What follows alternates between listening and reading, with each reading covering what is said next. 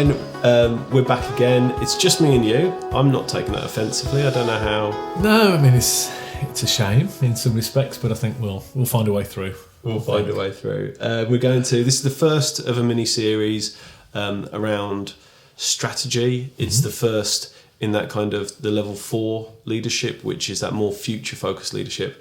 And I think we've talked. It's something we're both quite excited to, because again, all of these skill sets, all of the sort of the skill sets in leadership, some are more natural to people, just like anything else, like a sport or something like that. Some parts of it we're more natural with, and then others it takes a lot more work. But all of it you can get better with sort of deliberate practice, and especially using your personal strengths to sort of move it. So I think that me and you kind of cover a good area of the spectrum with that. And I think learning about it to sort of emphasise those points. And I perhaps used to think it was purely a natural talent or this mysterious practice that would happen behind closed doors. And to be honest with you, would think I'm not very capable of those things. Okay. Particularly when you started to learn about myself. But yeah, I think you are right.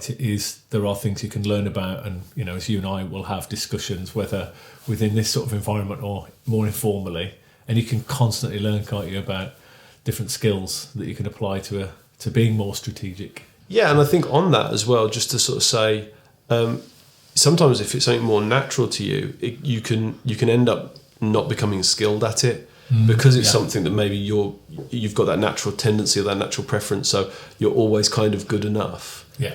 You're not looking to really, really strengthen that skill set, whereas somebody else who maybe it's not so natural to, and then over 10 years, that thing that was a natural skill to you actually becomes something where you're behind everybody else because that's an interesting point. There's value to all of it. It's almost that, I don't know if it's a human nature thing, but you tend to focus on the bits that you think you go, I'm not so good at that, and yet I need to improve those skills. Whereas, I've got better at it more lately, but you're right, that's the tendency. Not, I'm really good at this, therefore I shall practice it.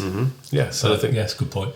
But then if you're going to, I don't know, see one of the conversations I've had is to see an orchestra or a pianist or something like that. You want them practicing the piano, don't you? Absolutely. Day in, day out, week in, week out. Yeah. So that's probably the best way to look at it. Yeah. But so we're going to talk about strategy here, and what we're going to do, hopefully over the sort of all 3 episodes of this mini series, is to break it down so that those who have a natural strength for strategy can turn it into kind of a super strength, not to use too much for sort of cliched jargon word, but those that maybe it doesn't come naturally to, they've also got a framework, and then they can go back to it, especially the 3rd podcast, and they can just go back to a framework, and it can hopefully just help to guide their thinking. So for me, one of the reasons this is so important to kind of look at is I hear it a lot. I was told it a lot sort of coming up as a leader, is that now you're in this position, you've got to start thinking more strategically, or you've got to start stepping away from this operational and move more to the strategic, or, but then my personal experience was there was very little information past that. Yeah. There was and I said, okay, then brilliant. I'm interested in being more strategic. They said, good, go. and I think that what we want to do, anybody involved in this kind of leadership course or anyone involved in what we're talking about, is to give them things to actually help them to develop it. So I don't know if that's a similar experience. Definitely. And also I think from the point of view of what I hear a lot of head teachers say, not just in head teachers I work closely with in our trust, for example, but I think I don't know if you find this, but it's a common thing that head teachers, perhaps out of frustration or weariness and all these things, there's a definite awareness that they need to be more strategic. But it's sort of that statement's made, I just haven't got enough time to be strategic, or I need to be more strategic, and it's only with people that I know better, and perhaps I've got a bit braver to ask, what does that mean? What do you mean? What does that look like? Which is an experience I would have gone through myself. Exactly. I need to be more strategic. I don't know if it's this utopian world where everything's calm and the birds are singing and you can stand there like really proudly saying, I'm being more strategic. It's so strategic. Yeah, today I've just smashed strategy, but like no one knows what that is, and that's been the sort of discovery for me, if you like, I think I'm still wanting to learn. That's why I get involved in these discussions and in the Kilter leadership course, because I'm always learning something about it as well. And that's what I find fascinating and attributing to my own practice. Mm-hmm. So I wouldn't sit here and say, I know what being strategic is, but I got a much clearer idea than I did before, especially when looking at those situations of school leaders who are there pleading to be more strategic. But no, I never had, like you, a discussion with someone to say, well, this is what it looks like. These are some indicators that you are therefore being more strategic. Perfect. And hopefully that's something that, we can get on the table here. So I guess for me to kind of cover is like, it's making, being strategic is, in a sort of a nutshell, is making decisions and taking actions now that you're going to see the benefit in the long term. So in a year's time, in 18 months' time, beyond the horizon. And we can kind of break down the difference between being reactive, proactive, and strategic. And we're really going to look at that more, especially in the sort of second of these 3 episodes. But that's simply it. And I think to demystify it a little bit further, anybody that's stepping back, anybody that's just stopping right now and saying, okay, then, so what is a problem that I'm likely to encounter in the future? What could I do about right now, which is going to make that less likely to happen? Or what's an advantage that I could have in the future? Yeah. What could I do right now to capitalize on that advantage? Yeah. That, for me, and that's 80% of being strategic. Yeah. You're pretty much now, that last 20%, there's a lot there, and that's what we're going to go into. Yeah.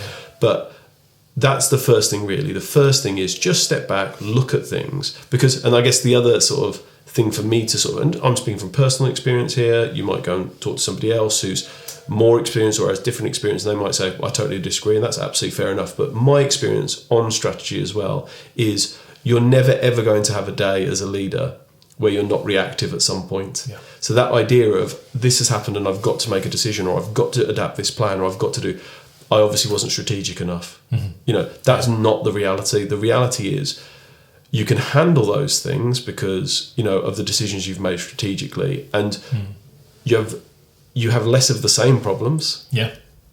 You're taking advantage of more things, but you are still going to be reactive. You're still there to respond to what happens in the moment. But, where you don't want it to be, you don't want it to be as many surprises, especially you don't want it to be the same thing year on, year out. Does that? Yeah, it does. And I think you therefore can increase your chance of success, if we use that as a broad term, as to achieve the thing you want to achieve. Because so many of things in life, and if we think about the role of a school leader, there are so many things beyond your control. And therefore it's getting, and I think experience does kind of help with this, because you want to be in positions where you have that feeling and you have that experience, which I think helps with your response when it comes around again. But I do think that trying to behave in different ways and in certain ways, knowing yourself so that you increase the chance that something's going to work well in the future in the way you want it, which is very different to being strategic means I'll control all of these things, because you can't. There are too many things that ultimately we work in a sector which is all about people. So all of our shareholders, or whatever terminology you want to use, the people we serve, all the people we need to think about, the consequences of decision makers, it's all on people. Yeah. And so their response will be in different ways. We've got government legislation that we can't predict what's going to happen, as well as just any sort of world event or anything to do with the weather, a dog on the playground. It can be the big stuff to the minor can always impact on how you might then have to react and respond, as you say.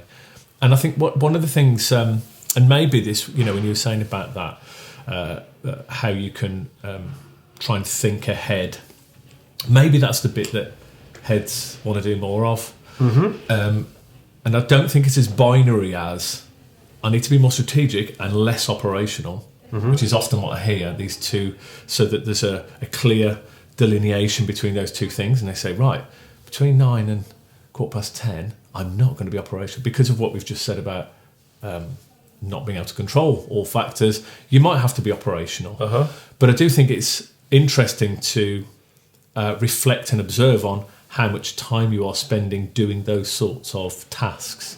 And maybe that's the sort of thing that heads a yearning, is to not just get stuck in the duties and the tasks that's required of them. Yeah. And I would also perhaps put forward that if a head does think about that and thinks about what they do in their role and what they want to achieve, that in itself is an example of strategic thinking. I completely agree. And again, I hope that what people take from this conversation is to just demystify this a little bit, because, in terms of, it's not me saying it, but Clifton strengths and things like that, anyone that's going, strategic is my number one. Clifton strength is my natural. So, and then when I looked at the description, I kind of thought, oh, actually, yeah, sort of spotting patterns in things, making decisions to interrupt those patterns, those kinds of things. So what I've tried to do is just disassemble those things. But an example of being reactive, yet again, is me having to say right now that we are recording in a school live because of really tight time constraints. We are recording over lunchtime, so you might be able to hear some live sound of things beyond our control. Things beyond our control. So I'm being reactive in that. I wish I'd been proactive and said it at the beginning, or strategic and written something down for myself, knowing that I forget it every single time we record. And I think to talk about that, yes, dog on the playground, global issue which we faced a lot in recent years, whether all number of things that we deal with. Someone could turn around and say, but Ben, you can't be strategic. How could I have predicted that? Yeah. You don't have to. You just say, I predict that there will be something chaotic. That's right. Yeah. Like that, we work in an industry, like all industries, where you can almost guarantee an element of drama. So you can either say, well, if it all goes according to my plan, we'll be fine. Yeah. Or you can factor in, and then you start to look at, right, what's your CPD around problem solving, around empowering people? How are you, it's about then shifting, and to our very first conversations, in this podcast, when you go all the way back to kind of responsibility, well, what can I do? Yeah. Not how bad does this feel, or how isn't it a shame that this didn't go exactly according to my plan? Just go and say, well, what could you have planned? And there's no judgment on you because you're in this situation, but let's just put things in place so that when this happens, this sort of thing happens again, we're just in a better place as a team to deal with it. Absolutely, yeah. And that's so when I work with people, and I look at the Kilter taxonomy with somebody, and it might be they might be working towards a level 2 level, developing their teams, or they might be working towards a level 3 level, looking at more senior leadership and that kind of pressure management. But I always start with strategy, no matter what level they're on. I always say, did you have this problem last year? Yeah. And if the answer is yes, did you have the problem the year before? And if the answer is yes to that, I say that's good, because that means that we haven't explored a strategic solution to this. Because if we're in this, and that's so my very first question to anybody sort of listening, if they want to move into this kind of area, is what's a really irritating problem here? Yeah. Not sort of funding or something like that. You could look at that if you want to, but what's something that you just really wish wasn't on your plate, and it's really taken up a lot of your thought time. Then just taking a step back and go, right, if I had 12 months, if I could go back in time 12 months, and I could started to take action then and put things in place that would have meant that this is far less of an issue or not an issue at all, what would you have done 12 months ago? And that's where the conversation starts for me. Yeah, and I think it's a really good way of doing it, because it's authentic, it's realistic, it's accepting that these things happen.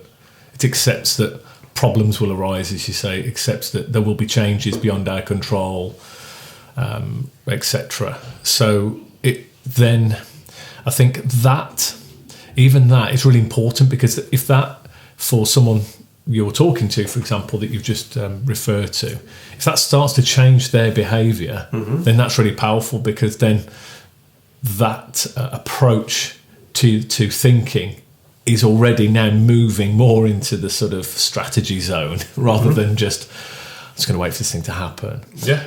But it's also not being so defined that you're working on this one thing and waiting for this one thing, and so you've got a very particular approach, which is only for that one thing. So we're getting ready for this thing. I'm going to do that, then that, then that, and those steps, that approach will only work if that thing happens. Is again really like even though you've planned it, it's still really reactive because you're just waiting for that one.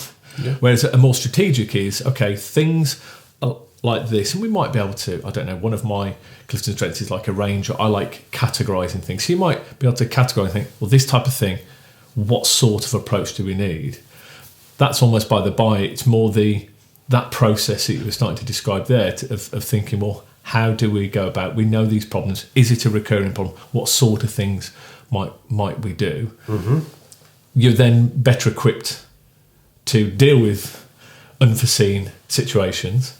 I'd also, sorry to interrupt, but like I feel that sometimes you can go down this path or down this path, and the action is similar in effort. It's but actually, absolutely. But this one will only be benefit for the next month, whereas this one will take you towards. And sometimes that's just a big. It's not a massive shift. It's just actually when we do this, let's do it like this, because the other thing that we're considering is we've got this to get towards. We know that this was going to be an issue. So instead of doing that, instead of taking staff from that area, we're going to need to leave staff there because they're working on that different part of the journey. And you might find some things that you want to improve, some systems that support school leadership. So we'll go back. So that on long term. So for example, I mentioned a few moments ago about we're always dealing with people. So that people management, the human resource element. You might want to, if you notice a recurring issue, you might then want to put some things in, some long-term changes into some processes within that, whether that's an induction program or whatever it is. So you're constantly able to reflect and review, talking to the right people, thinking about it. So you've got this continuous improvement to help deal with future problems. But I reckon if we spoke to any school leader and said, do you think in the next academic year you might have an unforeseen staffing issue? Yep. I think they'll say, yeah. So when it happens, we shouldn't be panicking that someone has said, oh, they're going on maternity leave, or that someone's got a serious health issue, or someone resigns for some reason, or whatever it is. We shouldn't be surprised, should we? So therefore, emotionally, we should just go, okay, that's something that's happened, but we've got a way in which we will handle this. Yeah, 100%. And I think, I guess I'd go back to the point, and what we're describing here it sounds incredibly simple, because in its essence, it is really simple. Look to the future, predict look at the patterns of today, look at where you think that will end up in the future, take action to get yourself in a better position in the future.